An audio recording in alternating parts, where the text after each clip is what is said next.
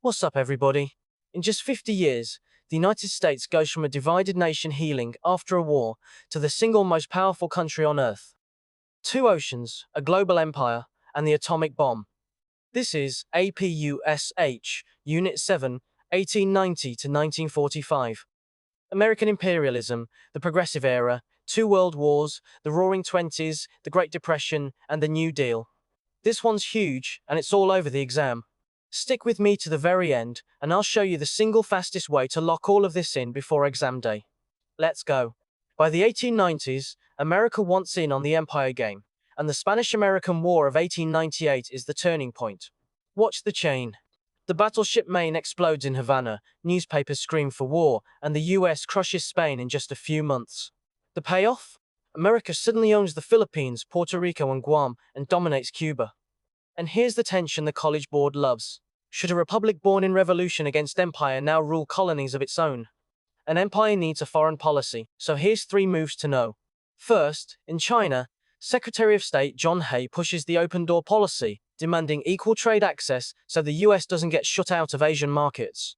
Second, Theodore Roosevelt carries a big stick and backs a revolution in Panama to build the Panama Canal, linking 2 oceans. Third, his Roosevelt corollary declares the US the police of the Western Hemisphere, free to intervene whenever it wants.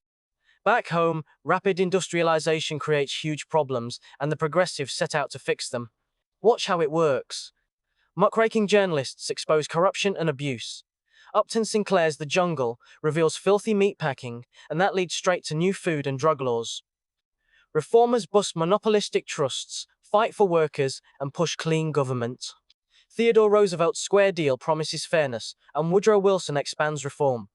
The goal is simple. Use government power to curb the worst excesses of big business. Now lock in 4 amendments the exam loves in order. The 16th creates a federal income tax, giving the government real funding. The 17th lets voters directly elect their senators, instead of state legislatures choosing them. The 18th launches prohibition, banning alcohol nationwide. And the 19th, ratified in 1920 after decades of activism, finally gives women the right to vote. Memorize them as a set. Tax, senators, alcohol, suffrage. Easy points if you've got that down. When World War I erupts in Europe, America declares neutrality. So what drags the US in? 2 events. First, German submarines sink the Lusitania, killing American passengers. Then the Zimmermann telegram reveals Germany urging Mexico to attack the United States. That does it. In 1917, America enters the war. And don't miss the home front. The government mobilizes industry, sells war bonds, and cracks down hard on dissent and free speech. After the war, Wilson proposes his 14 points, a blueprint for lasting peace, centered on a League of Nations to prevent future wars. But here's the irony the exam wants you to catch. The US Senate rejects the League, fearing it would drag America into more foreign conflicts. So the US never joins its own idea. Meanwhile, fear of communism after the Russian Revolution sparks the first Red Scare, with raids and deportations of suspected radicals. The 1920s roar with mass consumer culture. Automobiles, radios, and credit transform daily life, and cities buzz with energy. The Harlem Renaissance celebrates black art, and jazz music defines the era. Flappers challenge old roles for women. But here's the part students forget. There's a backlash. Prohibition fuels organized crime and bootlegging, while nativism leads to strict immigration quotas that slam the door on newcomers. Modern freedom collides head-on with traditional values. Then it all comes crashing down. In October 1929, the stock market collapses, wiping out fortunes overnight. But here's the key. The crash was just a trigger. The deeper causes are reckless speculation, banks failing, overproduction, and uneven wealth distribution.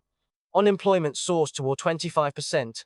President Hoover believes government should not directly intervene, so his limited response leaves millions suffering, and shantytowns mocking him as Hooverville spread across the country. In 1933, Franklin Roosevelt takes office promising a New Deal built on 3 R's: relief, recovery, and reform. Lock in those 3. He launches a flood of alphabet agencies.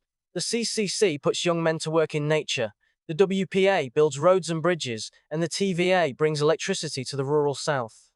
Social Security creates a safety net for the elderly. Critics on the left say he didn't go far enough.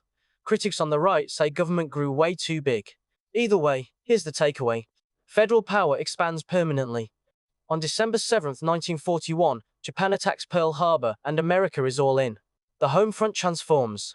Factories roar with war production, and women like Rosie the Riveter fill the workforce. But there's a dark side you have to know. Fear leads to the unjust internment of Japanese Americans in camps. Overseas, the D-Day invasion liberates Europe.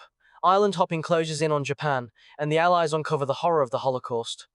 Then in 1945, atomic bombs on Hiroshima and Nagasaki end the deadliest war in history. And that's APUSH Unit 7.